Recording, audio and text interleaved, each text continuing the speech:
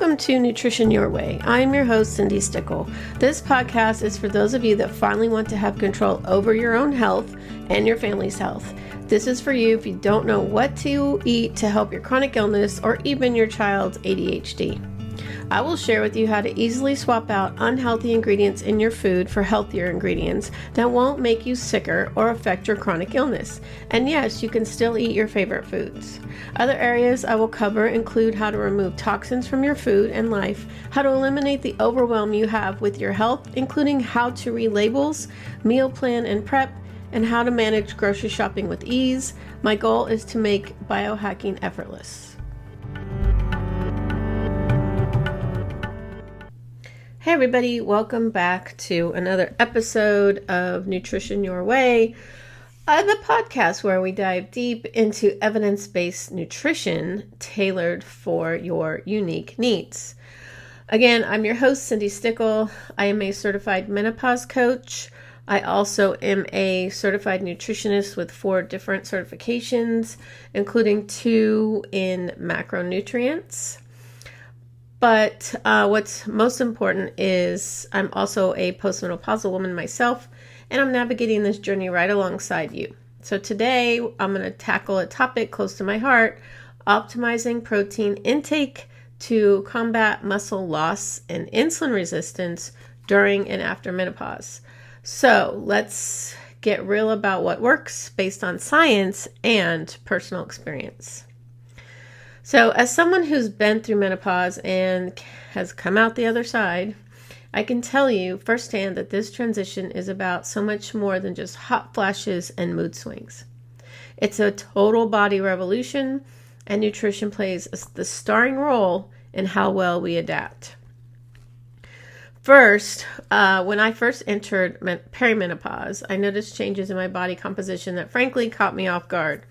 Despite maintaining my usual diet and exercise routine, I was losing muscle mass and gaining fat, especially around my midsection. Does this sound familiar? This experience led me down the path of becoming a menopause coach and diving deep into the world of nutrition. What I discovered about protein changed my approach entirely, and today I'm sharing these insights with you. So let's start with muscle loss, or as some people might refer to it as sarcopenia. So in my early 50s, I noticed that tasks that used to be easy, like carrying groceries or climbing stairs, were starting to get a little more challenging. Not where I couldn't carry the groceries at all, but I do live in a 2-story house, and you can tell, like, when you're going up and down the stairs, you know when you're getting more and more like out of shape because you can't really breathe that well. And it isn't just about vanity. Okay, it's about maintaining our strength, metabolism, and independence as we age. So through my research and personal experimentation, I found that increasing my protein intake made a significant difference. The science backs this up. After menopause, our bodies become less efficient at processing protein, a phenomenon known as anabolic resistance. This means we need more protein just to achieve the same muscle-preserving effect we used to get with less protein. So based on current research and, again, my own personal experience, I now aim for about 0.8 to 1.0 grams of protein per pound of body weight. So as a macro coach, I would calculate that out for you so you wouldn't have to do it. But for example, if you weigh 150 pounds, you'd be aiming for 120 to 150 grams of protein per day. It sounds like a lot, but spread throughout the day, it's absolutely achievable. Like, the goal is to get at least 30 to 40 grams per of your main 3 meals. So if you had 40 times 3, that's 120 right there. Okay, so you've already hit yours, not even counting your higher protein snacks that you have. But I also want to emphasize something crucial here, that these numbers are general guidelines, not hard and fast rules. As a macronutrition coach, I never give preset macros to my clients. Each person's nutritional needs are unique, influenced by factors like age, activity level, health conditions, and personal goals. That's why I personalize macro recommendations for each of my clients. Your ideal protein intake may be higher or lower than these guidelines depending on your individual circumstances. Because I have people asking me about, a 40-30-30 or something like that. And I'm like, no, I have to calculate it based on your information. And this personalized approach is at the heart of Nutrition Your Way. It's not about following a one-size-fits-all diet, but about finding the right balance that works for your body and lifestyle. When I work with clients, we dive deep into their personal needs, preferences, and goals to create a tailored nutrition plan that's sustainable and effective. And it's with food that they already eat. They don't get these recipes they never heard of before, and with food that they don't even know what store sells it. It's all with the food that you're already eating, but you make it healthier. So now let's talk about insulin resistance. That's another post-menopausal challenge that I faced personally. I also had gestational diabetes, so I was more at risk of getting type 2 diabetes as I got older. But after menopause, I noticed that my fasting blood sugar was creeping up despite no major changes in my diet. And I've been eating clean, like no toxins in my food, very, organic, very healthy food for at least 15 years. And so when I saw that the blood sugar was changing, I knew it wasn't the food. So this is where my knowledge, my nutrition background really came in handy. I learned that the decline in estrogen can affect how our bodies process insulin, potentially leading to insulin resistance and increased risk of type 2 diabetes. But here's the good news.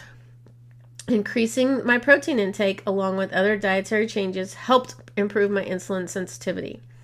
Protein has a minimal effect on blood sugar compared to carbs, and it slows down the absorption of carbohydrates when eaten as part of a meal. So this leads to a more stable blood sugar level overall. So what you really want to do is don't just eat carbs by themselves. You want to eat it mixed with protein. So if you're eating an apple, like my husband has type 2 diabetes, so he does this so it doesn't spike his blood sugar.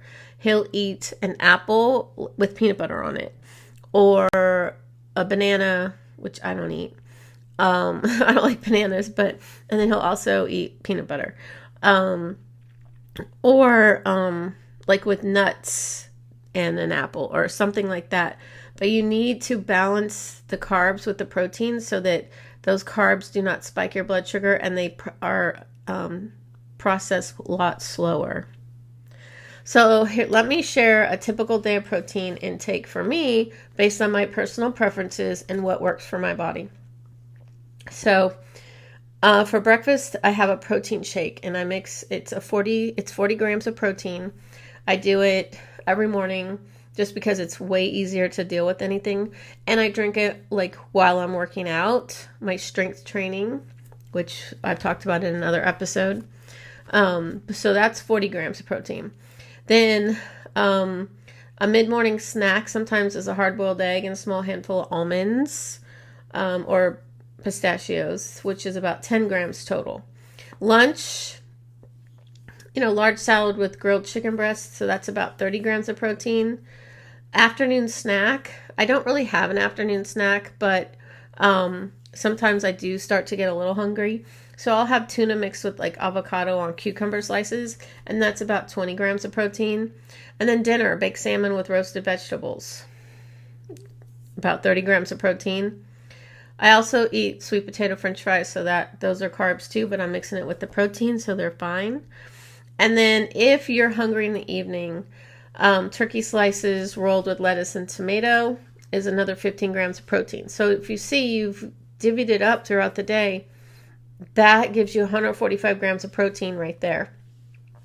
And it's spread out to keep my muscles fed and my blood sugar stable. Of course, your needs might be different, but this gives you an idea of how to structure your day using high protein or high quality protein sources. And you want to look for snacks that are have more protein in it. You don't want just like pretzels, because that's just carbs, and there goes your blood sugar spike. And you're not eating the protein to help your muscle mass. So it's important to note that while this works well for me, everybody's dietary needs and preferences are different. And again, as a macronutrition coach, I always emphasize that there's no one-size-fits-all approach. The key is finding a sustainable way to meet your protein needs that aligns with your tastes, lifestyle, and overall health goals. And one thing I've learned through this journey is the importance of combining nutrition with exercise, particularly strength training. In my early postmenopausal years, I noticed that cardio alone wasn't cutting it anymore.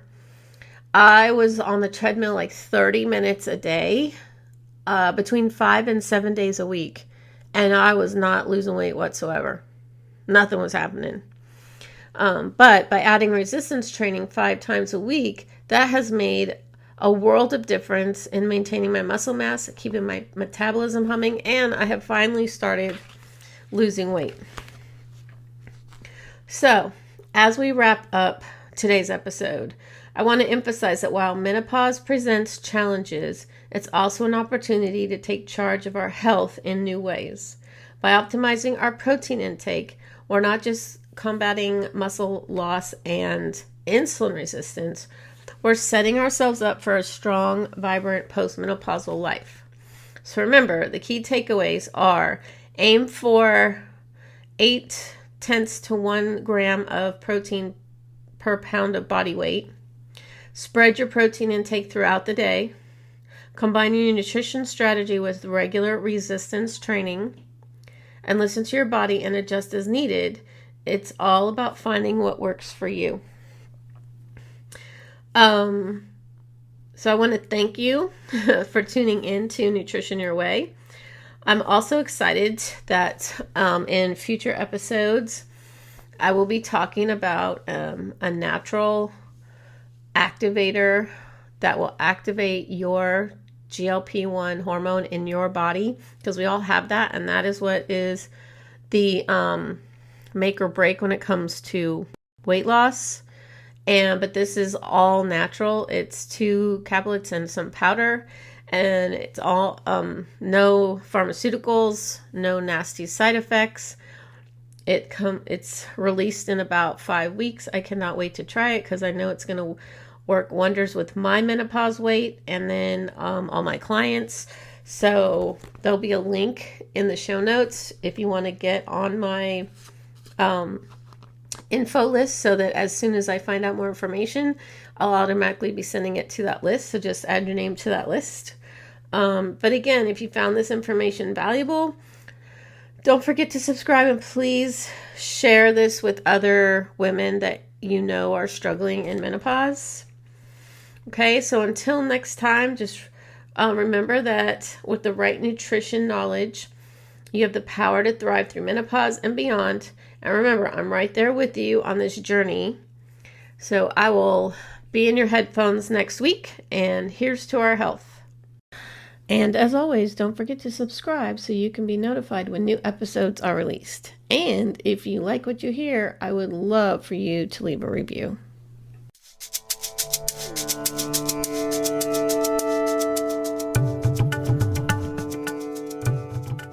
Thanks for listening today. I really appreciate you tuning in to the Nutrition Your Way podcast to learn about easy swaps, toxin-free nutrition, and how to biohack your family's health. Don't forget to subscribe here, and you can also follow me on Instagram at Cindi Stickle or my website cindystickle.com for the latest updates. Links are in the episode description.